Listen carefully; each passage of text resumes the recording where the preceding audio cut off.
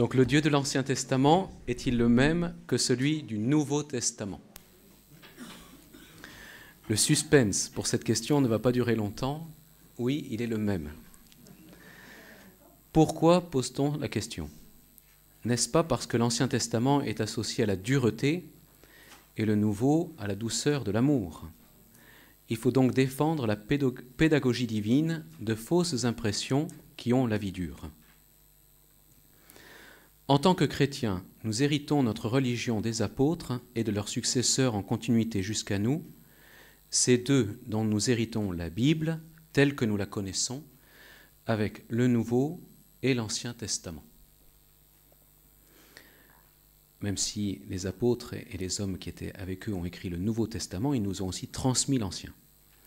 L'Église considère les Écritures du Nouveau Testament en continuité avec les Écritures juives de l'Ancien Testament, car venant du même Dieu. Nous venons de voir que l'Écriture sainte est inspirée par Dieu. À l'époque des apôtres, la question ne se pose pas de savoir si les chrétiens doivent garder les Écritures de l'Ancien Testament, c'est plutôt les écrits du Nouveau qui doivent justifier leur dignité pour être associés à elles. Se pose alors le problème de l'interprétation de cette écriture inspirée. Il faut bien remarquer que l'Ancien Testament pose dans son ensemble une question particulière. S'il jouait le rôle de pédagogue que lui donne saint Paul pour former le peuple à parvenir jusqu'à la maturité advenue avec le Christ, il aurait donc terminé son rôle et nous pourrions l'écarter. Ce serait simpliste. Si le Seigneur a pris plusieurs siècles pour préparer avec minutie la venue de son Fils au milieu des hommes, avec un tel souci d'imprégner une culture et de donner une écriture élaborée et diversifiée, ce n'est pas pour l'abandonner comme une coquille vide, tout juste bonne à intéresser les historiens. À quoi sert l'Ancien Testament une fois que nous vivons dans le Nouveau Testament? Donc, première partie, pourrait-on rejeter l'Ancien Testament? Deuxième, comment donner une bonne interprétation? Pourrait-on rejeter l'Ancien Testament? Il nous faut mentionner le cas le plus connu du rejet de l'Ancien Testament, celui de l'hérétique Marcion. Né vers l'an 85, Marcion fit une expérience spirituelle très semblable à celle de Luther. En lisant les épîtres de Paul, notamment celle des Galates, il comprit que l'homme est sauvé par grâce, indépendamment des œuvres de la loi. Marcion établit une distinction absolue entre la loi et la grâce. La loi, c'est la Bible des Juifs, que nous appelons l'Ancien Testament. Donc c'est un peu schématique, mais on comprend quand même. La loi, c'est la circoncision, le sabbat, les autres prescriptions rituelles, la loi du talion, la justice vengeresse prêchée par Moïse. Ce sont aussi les ordres que Yahvé donne lui-même à son peuple en le poussant à massacrer tous ses ennemis dans les guerres de conquête. Tandis que la grâce, le fruit de l'esprit, c'est l'amour, la joie, la paix, la patience, la bonté, la douceur. Donc ça, c'est dans Galates chapitre 5, verset 22. Conclusion, le Dieu des Juifs serait un autre Dieu que le Dieu des chrétiens, un autre Dieu que Jésus. L'Ancien Testament serait périmé. Or, Marcion se heurte à des textes qui contredisent son système. Le texte que nous venons de citer de l'Épître aux Galates se termine par ces mots « La loi n'est pas contre ces choses ». Donc c'est la contradiction. Qu'à cela ne tienne, Marcion va expurger tous les textes qui le contrarient, les qualifiant de falsification et d'interpolation. Pour donner un fondement solide et sans équivoque à son christianisme paulinien, Marcion choisit parmi tous les évangiles connus celui de Luc et une dizaine d'épîtres, le tout soigneusement revu et corrigé. Cela obligea l'Église catholique romaine à réagir et à rassembler parmi tous les écrits qui circulaient dans la chrétienté un corpus de textes normatifs qu'on appelle le canon des Écritures. Donc c'est le choix des textes pour lesquels on dit « ceux-là, ils feront partie du Nouveau Testament et les autres seront considérés parfois comme des bons textes, mais ils ne feront pas partie de la Bible. » La question de la place de l'Ancien Testament se reposera avec les cathares, puis Luther et les protestants, et de manière contemporaine avec, par exemple, Simone Weil, donc avec un W, choquée par l'Ancien Testament. Cette philosophe, morte en 1943, était éprise d'absolu, impressionnée par le christianisme, mais elle ne fera pas le pas de demander le baptême, car sa recherche n'eut pas le temps de dissiper ses appréhensions. Donc elle a écrit ces questions qui sont rassemblées dans un livre qui s'appelle « L'être à un religieux ». Mais donc il faudrait approfondir davantage, mais elle n'a pas fait le pas de son vivant, de fait elle est morte pendant la guerre. Ensuite, le sens de l'histoire. Ce qui manquait à ces personnes, c'est la notion de sens de l'histoire. Dieu s'est servi de l'histoire pour préparer un peuple et préparer la venue de son Fils comme sauveur. Il a fait franchir à l'humanité des étapes dans la vie morale, et le Concile Vatican II déclare que l'Ancien Testament contient des éléments imparfaits et caducs. Alors je prends une image, elle n'est pas parfaite, mais quand la mission lunaire américaine pour se poser sur la Lune a quitté le sol de cette Terre, donc il y avait des réacteurs, ou je ne sais pas exactement les noms précis, mais donc qui ont été abandonnés pendant le trajet, et seule une navette est arrivée sur la Lune, et puis pareil, ils ont illuminé certains éléments pour revenir sur la Terre. Bon, mais donc il y a une direction qui est donnée, et en fonction, bien certaines choses ont été abandonnées. Nous n'avons donc pas à tout justifier dans l'Ancien Testament, comme si nous étions déjà à l'époque du Christ, ou 2000 ans plus tard. La Commission biblique pontificale a donné un texte en 2008, alors même si elle n'est pas infaillible, il y a quand même des bonnes choses, sur le rapport entre la Bible et la vie morale, dans lequel elle parle entre autres du critère de progression et de celui de finalité, avec comme premier exemple, dans Matthieu 5, versets 38 à 42, Jésus dit « Vous avez entendu qu'il a été dit « œil pour œil, dent pour dent ». Moi je vous dis de ne pas résister aux méchants. Au contraire, si quelqu'un te frappe la joue droite, tends lui aussi l'autre. » Clairement, on observe une progression. De la vengeance excessive, on passe à une revanche égale, puis de là, au dépassement de la chaîne des représailles. Lorsque les pharisiens demandent à Jésus pourquoi Moïse a permis de renvoyer sa femme en lui remettant un acte de répudiation, il répond « C'est à cause de la dureté de votre cœur ». Et Jésus rétablit l'ordre voulu par Dieu en disant « Au commencement, il n'en était pas ainsi ». Avec en sous-entendu « Et maintenant, avec ma grâce, je ne veux plus de cette concession qu'avait donnée Moïse ». Cette progression est venue de Dieu et non pas d'une évolution heureuse d'un point de vue moral du peuple hébreu. Souvent, le peuple amalgamait le culte de Yahvé avec celui des divinités étrangères. Les prophètes tonnaient contre cette idolâtrie et menaçaient leurs compatriotes des châtiments divins. Or, la suite de l'histoire fait apparaître un progrès inattendu, dont la gloire ne revient qu'à Dieu. L'exil a fait des Juifs un peuple vaincu, déporté par les Babyloniens loin de Jérusalem. On aurait pu dire « Yahvé n'a pas réussi à défendre les siens, il a perdu sa crédibilité. » Or, le contraire se produisit. La foi en Yahvé, le seul vrai Dieu, triompha et s'imposa durant et après l'exil, alors même que le peuple était environné des idoles babyloniennes. C'est que les prophètes avaient prédit le châtiment. Dieu avait tenu parole. Si le peuple revenait à Yahvé dans le repentir et la fidélité, ce peuple aurait la possibilité de ressusciter.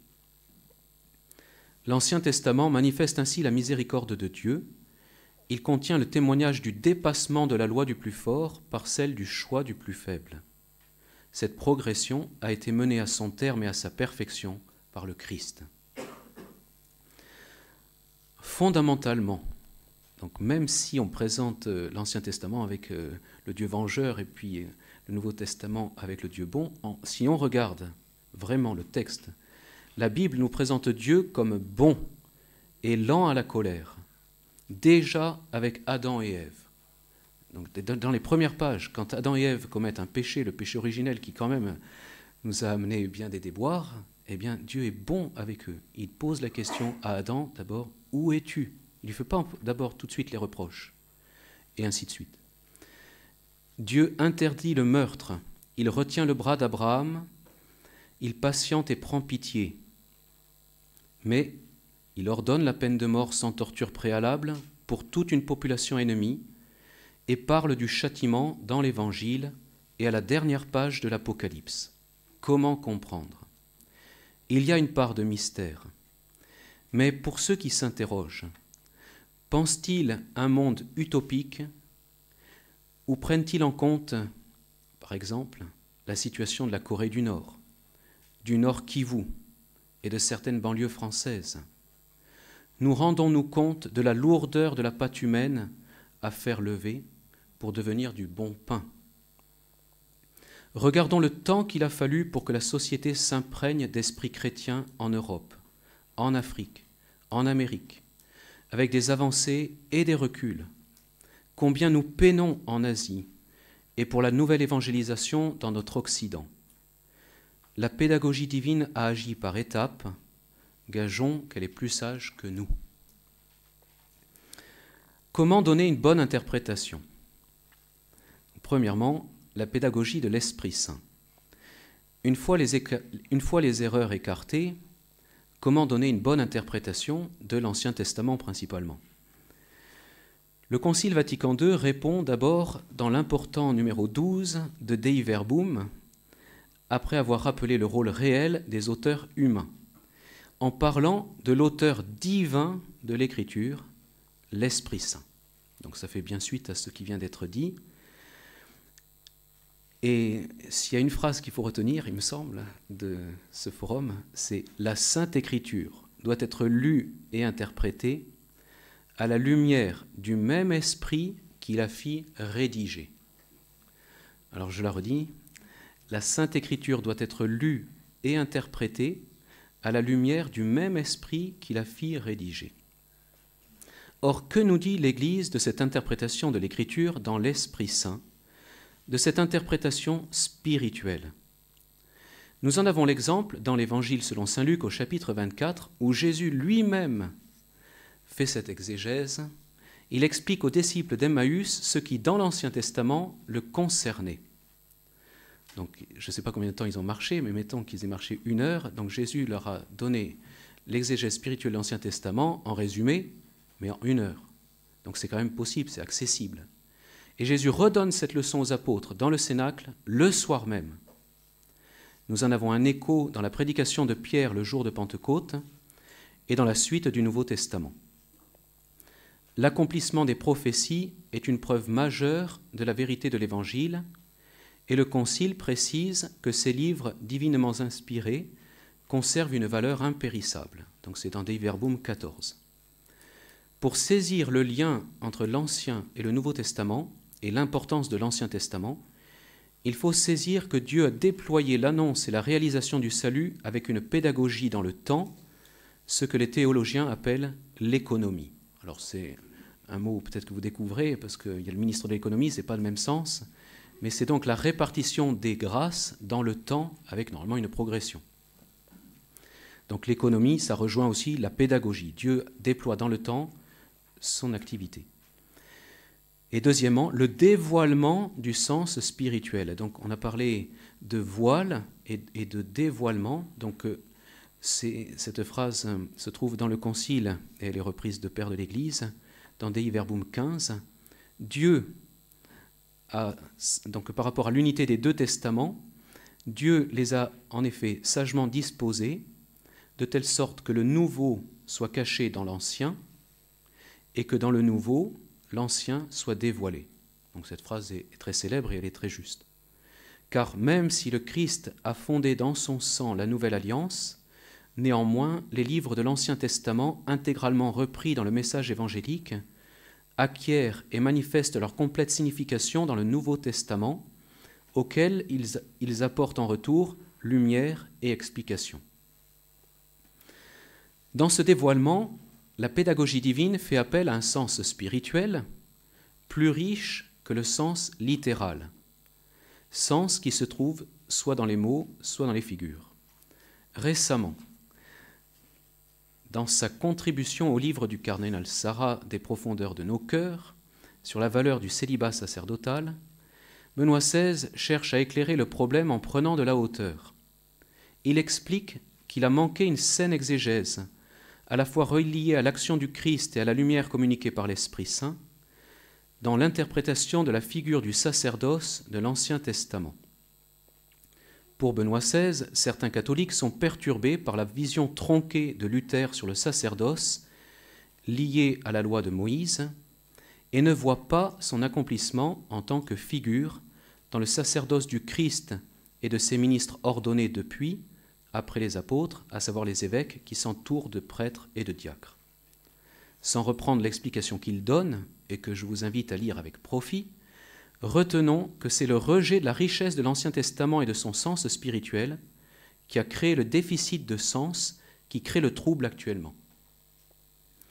Saint John Henry Newman, cardinal du XIXe siècle issu de l'anglicanisme, est venu à la vérité catholique en constatant que les chrétiens qui s'égaraient dans la foi au cours de l'histoire de l'Église étaient tous victimes de cette vision tronquée, refusant de voir autre chose que le sens littéral de l'Ancien Testament, que pourtant ils pouvaient parfois très bien connaître et avoir très bien étudié. Le XXe siècle a vu un immense effort de recherche pour préciser le sens littéral à travers l'usage de la méthode dite historico-critique, à laquelle nous sommes redevables. Mais Benoît XVI, au début du IIIe millénaire, faisait le constat que la recherche du sens spirituel a été terriblement négligée. Il convient donc d'y prêter au moins autant d'attention comme l'ont fait tant de chrétiens avant nous. Pour conclure, lorsque nous lisons l'Ancien Testament, l'Église nous invite à y chercher le sens littéral, mais aussi les sens spirituels. En tout, il peut y avoir 4 sens. C'est un maximum. Le sens littéral, sur lequel les autres doivent s'appuyer, puis le sens spirituel qui peut avoir 3 directions. Donc ces directions peuvent être larges, mais tous les sens doivent se retrouver dans celle-ci. L'une concernant le Christ, l'une plus morale qui nous concerne, et la dernière qui concerne la fin des temps, l'eschatologie. Alors je termine par une dernière image, peut-être ça peut aider, peut-être qu'elle n'est pas la plus adaptée. Comparons le mystère de Dieu à un jardin clos, l'Ancien Testament à la serrure de la porte de ce jardin, et le Nouveau Testament à la clé de cette porte. Refuser l'Ancien Testament, c'est comme entrer par effraction. Cela ne donnera pas de bons résultats. L'Ancien Testament demeure parole de Dieu, et il a encore beaucoup à nous faire découvrir par la grâce de l'Esprit Saint. Le Nouveau Testament ouvre la serrure, et par le fait même, la porte des mystères divins.